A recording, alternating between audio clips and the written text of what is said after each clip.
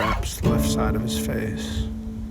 Fiddle hangs by a neck in the furthest corner of the room. Doesn't want to be played, so it isn't. And on the other side, he sits, not needing to do anything, and nothing needed doing, and the world kept spinning.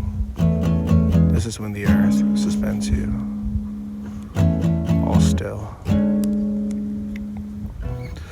Wind is stronger now, and curtain rods knock his bed frame. 2009, the top Billboard song is Poker Face. Downstairs, someone speaks loudly on the phone of bush parties and friends coming home.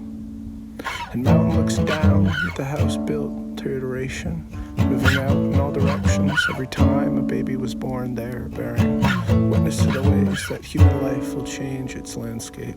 Radical, quite unpermanent. This is the place where Fabian grew up, and after his parents divorced, they packed up and moved out, lived in town for a few years before school began, when he left for Montreal and became a biochemist. And I saw him last summer underneath the gazebo.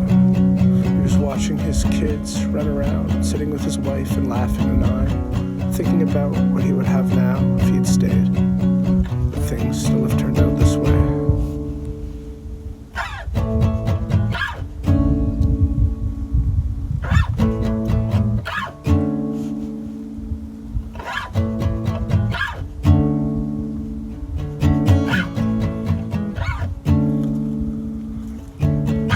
Place you know better now, still clear in your mind. The house too, already lived in by long, unpresent children who you saw pass through, become the men their father sculpted them to be. Youth folded up and packed into its box.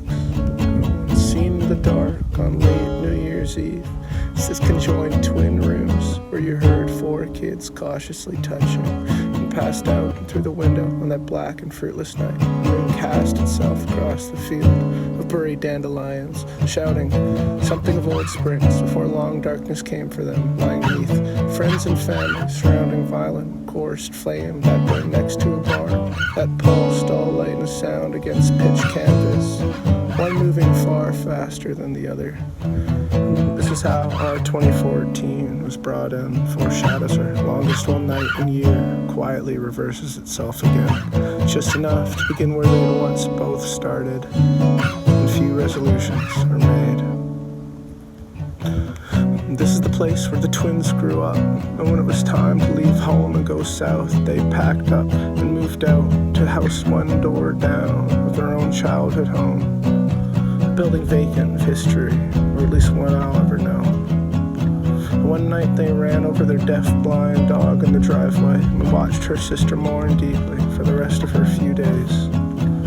Years later, I would learn to play the 100-year-old piano, said to come over a mountain.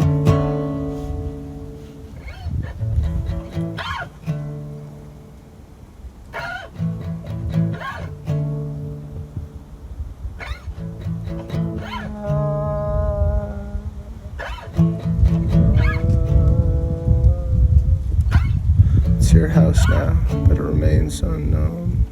Its origin only seen from old 8mm tapes from your dad, built on his own with a pocket calculator and ambition, a frying pan, a tractor, and the goodwill of his neighbors, and a few dozen trees. In 04 and 03, a few dozen clicks out of the city. This place has history, although you couldn't see it, received only by living here, and in small parts anecdotally. A place where dogs remain present and pass through my life and sleep buried in backyards and on property lines. And out back, more bodies lie as proof of local history.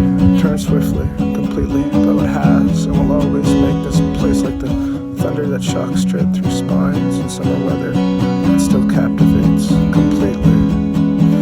I grasp at the thought of one day losing him, reduced to truthful nature, letting his last breath go into the sky like the rest of him, exist only as a thought, as a feeling, as a reflection, like Harvey and Dennis and Beth, and Nicole and all them. This is the place although the dream is dying, its roots are growing stuck. And I like to say that I'm not a sentimental person, but emotions have been known to overcome me completely. So sing goodbye to nothing and everything, goodbye to chewing pens and school buses and unused tree houses. Goodbye to guiltless do-nothing days I used to spend my youth becoming, and goodbye to these songs not mattering.